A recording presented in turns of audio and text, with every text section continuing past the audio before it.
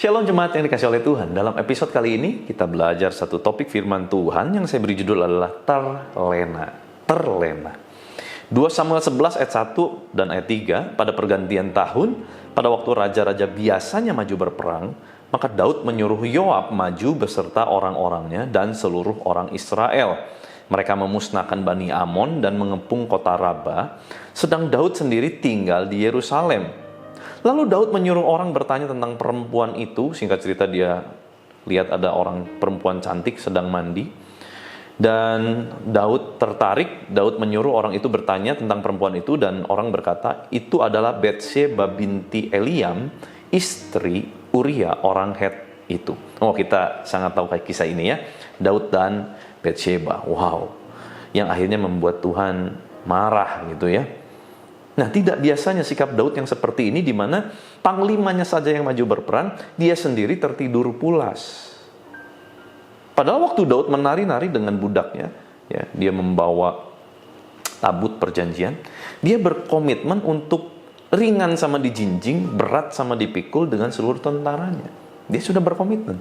Tapi kok kali ini Daud nggak perang, malah bisa-bisanya tertidur pulas. Nah, ini kayaknya Daud mulai terlena. Daud mulai melihat, nggak usah lah. Nggak ada saya juga pasti menang. Nggak ada saya juga semuanya baik-baik saja. Cukuplah saya tidur-tidur lah. Cuman sekali kok. Dari sekian puluh tahun nih saya udah berperang, cuman sekali doang. Udah belasan tahun. Saya susah-susah perang. Udahlah. Satu kali doang, Tuhan pasti maklum. Terlena. Kekayaannya sudah banyak. Pahlawan-pahlawannya, kalau kita baca tentang Triwiranya, orang-orang hebat. Rasanya memang nggak perlu Daud. Tekanan sudah mulai berkurang, kerajaan sudah mulai kokoh, hati merasa lega, penuh percaya diri, bukan lagi mengandalkan Tuhan. Nah, saat itu, saya yakin saat itu Daud pasti masih cari Tuhan, menjalankan kegiatan-kegiatan ibadahnya, rohaninya. Tetapi telinganya mulai tumpul dan hatinya mulai berubah. Kenapa? Karena mulai nyaman. Maka dari itu, saudara, seringkali Tuhan mengizinkan saat kita ada di zona nyaman, Tuhan ajak kita untuk keluar dari zona nyaman kita. Kenapa? Karena Tuhan tahu waktu kita mulai nyaman, di saat itu kita mulai terlena. Di saat kita terlena, kita mulai tumpul pendengaran akan Tuhan. Dalam tekanan justru seringkali kita menjadi pribadi yang sangat mengandalkan Tuhan ya. Rajin berdoa, rajin cari Tuhan, banyak menyembah, pagi-pagi buta kita cari Tuhan, kita andalkan Tuhan. Dan sampai satu titik Tuhan jawab doa kita, Tuhan memberikan apa yang kita mau, apa yang kita doakan, kekayaan, kehormatan, kelegaan, kesembuhan, di sanalah kita mulai terlena, kita mulai terbiasa dengan berkat, dengan kesembuhan, dengan mujizat.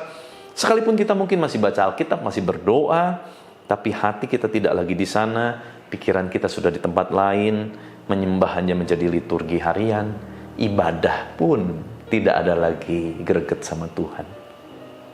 Mari kita cek ke dalam kehidupan kita. Ini pun menjadi refleksi buat saya pribadi. Bagaimana saya mengingat dulu saat saya lagi butuh jawaban Tuhan. Waduh, rasanya pengennya tuh cuman duduk diam di kaki Tuhan begitu. Tetapi saat mulai sibuk, semuanya mulai baik, rasanya kayaknya ini juga lebih penting begitu. Hati-hati saudara. Bukan berarti kita terus-terusan jadi pengangguran, cuma duduk diam di kaki Tuhan, bukan. Ada waktu kita perlu mengerti. Ada waktu. Dalam segala kesibukan, kita tetap harus mencari Tuhan. Kita belajar Tuhan Yesus dalam segala kesibukan pelayanannya. Anggap saja itu karir pelayanan Tuhan Yesus selama 3 tahun. Dalam masa-masa yang begitu sibuk luar biasa, saya tidak sedikit menemukan dalam Alkitab berkata Yesus menyingkir ke tempat-tempat sunyi untuk berdoa. Nah, saudara, kata menyingkir itu pakai bahasa Yunani anakoreo. Ana dan koreo. Ana itu artinya di tengah-tengah. Di tengah-tengah kesibukan, di tengah-tengah nggak punya waktu, kita koreo. Koreo apa? Have space or room supaya kita bisa punya ruang dan waktu untuk Tuhan bisa menjawab doa. Itu anakoreo, menyingkir untuk berdoa. Maka dari itu sesibuk apapun kita harus punya waktu berdoa. Bukan waktu yang sisa, bukan menyempatkan berdoa, tetapi menyediakan waktu berdoa. Artinya memang waktu itu kita plot khusus untuk Tuhan. Supaya apa? Di saat itulah Tuhan memberikan kita kekuatan. Waktu kita mulai memberikan ruang gerak Tuhan untuk bergerak dalam kehidupan kita. Kalau enggak, kita akan exhausted. Maka dari itu, saudara, kita perlu dalam segala kesibukan, kita perlu punya duduk diam di kaki Tuhan. Pada saat kita terlena, apa yang terjadi? Dosa mulai mengintai hidup kita. Kalau kita melihat silsilah nenek moyang Batseba, kemungkinan besar Batseba ini keturunan dari Ahitofel, penasehat Daud. Dan kalau benar demikian, akal sehat Daud mulai hilang. Masa mau bikin dosa dengan cucu penasehatnya sendiri? Apa masih bisa kasih muka? Kalau akal sehat masih berfungsi, hati nurani masih bekerja, harusnya dia langsung stop. Soalnya kan dikatakan, cari tahu siapa perempuan itu. Itu kan pasti nggak cuma cari tahu, oh perempuan ini tingginya sekian, berat badan sekian. Pasti yang dicari tahu tuh silsilah, ini tuh anaknya si ini. Makanya dikatakan, pada saat itu di ayatnya dikatakan, waktu dicari tahu, dia adalah Batseba binti Eliam. Itu menyatakan orang tuanya. Binti itu kalau laki-laki bin, gitu ya. Kalau perempuan binti artinya anak dari Eliam. Nah ini kalau benar ini tafsiran ini tentang dia adalah masih cucu dari Ahitofel, waduh, artinya udah dikasih tahu hati udah tumpul. Udah dikasih tahu, wah dulu kalau bikin dosa ini nanti ujungnya celaka. Wah hati udah tumpul, sikat aja lagi pengen. Nah saudara, hati-hati. Jangan sampai ini terjadi. Jangan sampai kita mulai terlena.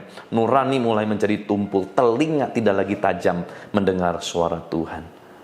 Dan kalaupun kita menerobos dosa, kita punya alih-alih atau punya alasan-alasan, 1000 alasan untuk membenarkan dosa. Kita hati-hati, saudara. Dosa is dosa. Begitu sangat baik kalau kita tahu kita berdosa, rendahkan hati, ngaku dosa. Itu akan jauh lebih dihormati daripada kita mencari-cari alasan. Kita lihat respon Daud, dia ditegur sama Nabi Nathan. Dia ngaku diri berdosa dan dia bertobat sungguh-sungguh. Biarlah itu yang ada di dalam kehidupan kita. Pelajaran mahal sekali yang didapat dari Daud. Hukuman, akibat dari dosa, konsekuensi dari dosa tetap berjalan. Sekalipun Tuhan mengampuni Daud. Konsekuensinya apa? Anak pertama yang dilahirkan Batseba mati. Ada konsekuensi dari setiap pelanggaran, dosa. Tuhan ampuni, ya, konsekuensi tidak bisa begitu saja hilang. Maka, sangatlah bijaksana kalau kita berpikir sebelum bertindak. Yuk berdoa, yuk. Tuhan terima kasih, firman-Mu mengajar, mengingatkan, menegur kami. Biar semakin hari kami semakin bijaksana. Nggak sembarangan kami bertindak. Bahkan betul-betul hikmat, kepekaan yang Tuhan berikan, kami jaga sungguh-sungguh. Supaya kami tidak mengalami ketumpulan, baik dalam hati nurani maupun pendengaran akan Tuhan. Terima kasih Tuhan, Kau yang terus tuntun umat-Mu. Apapun yang mereka kerjakan, jadikan mereka berhasil.